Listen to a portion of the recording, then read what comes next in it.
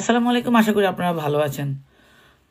বাংলাদেশ জাতীয়তাবাদী দলের 237 জন প্রার্থীর নাম ঘোষণা করছে, চূড়ান্ত প্রার্থী যারা আগামীতে প্রতিদ্বন্দ্বিতা করবে ধানের শীষের প্রতীক নিয়ে।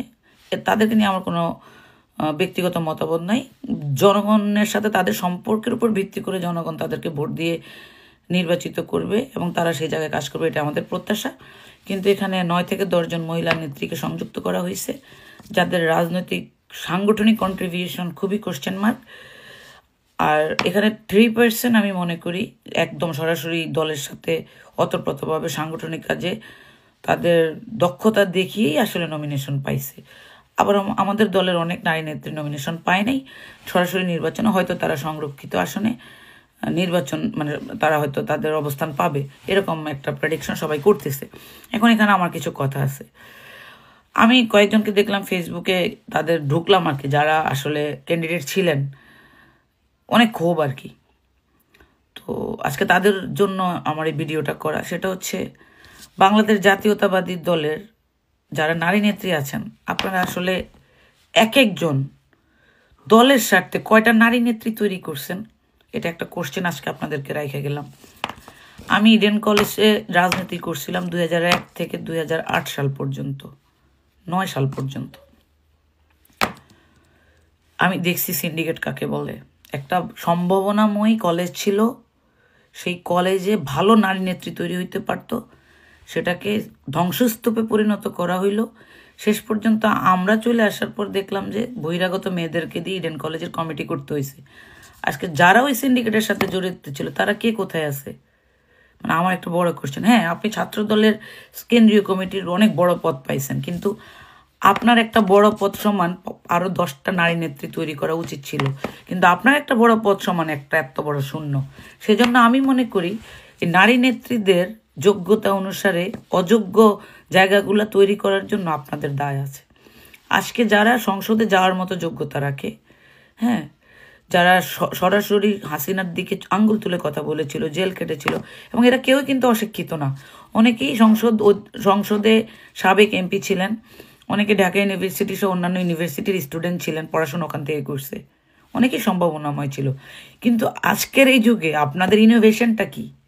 এই যে একটা মহিলা দল 11 বছর ধইরা, ধরেন আমার বয়স যখন 30 বছর, আমার বয়স 10 বছর পরে আইসা দেখি সেই মহিলা দলের একই কমিটি সেন্ট্রাল। আমার বয়স যখন আবার 50 বছর হবে, সেই মহিলা দলের ঘুরা ফুইরা সেই কমিটির লোকজনই আবার। আমার বয়স যখন 70 বছর হইব, তখন ওই মহিলা দলেরই সেই বুড়িগুলারে আমি দেখব, তাহলে তাদের বয়স তখন 105 বছর। এটা কি মহিলা দলের কমিটির স্ট্রাকচার, সাংগঠনিক কাঠামো? আপনারা এটা নিয়ে কথা বলেন না কেন? এই যে আমি আজকে বলছি, হয়তো আফরোজা আব্বাস ভাবে আমাকে হেইট করবে, আই ডোন্ট কেয়ার, কিন্তু সাংগঠনিক কাঠামো অনুসারে কেন নারী নেতৃত্বের স্প্লিট করা হয় না? ছাত্রদল থেকে মেয়েরা বের হওয়ার পর তারা কোন সংগঠন করবে? ভাইদের পিছন পিছন ঘুরে ভাই আমার একটা পদ দিয়েন, ভাই আমার একটা পদ দিয়েন। এই সংস্কৃতিটা ভাঙেন আপনারা, ইউনাইটেড হন, নিজেদের স্টেক তৈরি করেন, অনেকগুলা উইংস করেন। বাংলাদেশ জাতীয়তাবাদী দলের ছাত্র দল, স্বেচ্ছাসেবক দলে আমাদের বাবু ভাই সোহেল ভাইরা একটা স্কোপ তৈরি করছিল মেয়েদের জন্য, কিন্তু যুব দল বা অন্যান্য দলে কিন্তু সেটা হয় নাই। আমি মনে করি আমাদের নেতা জনাব তারেক রহমান অবশ্যই এটা মূল্য দিবে, যেহেতু শহীদ রাষ্ট্রপতি জিয়াউর রহমান মেয়েদের সংসদে যাওয়ার স্কোপ তৈরি করছে, মেয়েদেরকে পুলিশে চাকরি করার স্কোপ তৈরি করছে, আনসারে কাজ করার স্কোপ তৈরি করছে। সেই দলের 52% নারী ভোটারের জন্য আপনার দলে 52% নারীদের অবস্থান নিশ্চিত করা, এটা মানে আমি মনে করি দলের মৌলিক দায়িত্ব।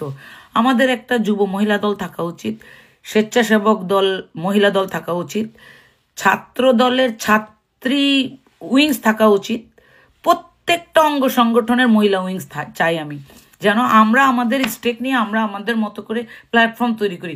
হোক না 30টা মেয়ে, 20টা মেয়ে, বাট হোক। তারপর আপনি যদি 3টা উইংসে 20টা করে মেয়ে দেন, তাহলে 60টা মেয়ে, এই 60টা মেয়ে যদি 2 হাতে আরো 60টা করে মেয়ে তৈরি করে, আপনি বুঝতেছেন যে মহিলা কতগুলো উইংস হবে। এই কাজগুলো তো কাগর দায়িত্ব হচ্ছে নারী নেত্রীদের, করেন নাই কেন আপনারা? আমি একটা কিছু নিয়ে আজকে কথা কমু, আরে মেধা তো পণ্ডিত হয়ে গেছে, এত কথা কয়। কিন্তু আমার তো ভাই, আমি দলের স্টেক, আমি আমার স্টেক চাই। রাজনীতি করছি ওই চামচামি করার জন্য না, আই ওয়ান্ট মাই স্টেক। এই কথাটা বলেন আপনারা, আজকে আমি বলবো, আপনারা বলেন। ধন্যবাদ সবাইকে। আমার খুবই হতাশা থেকে এই ভিডিওটা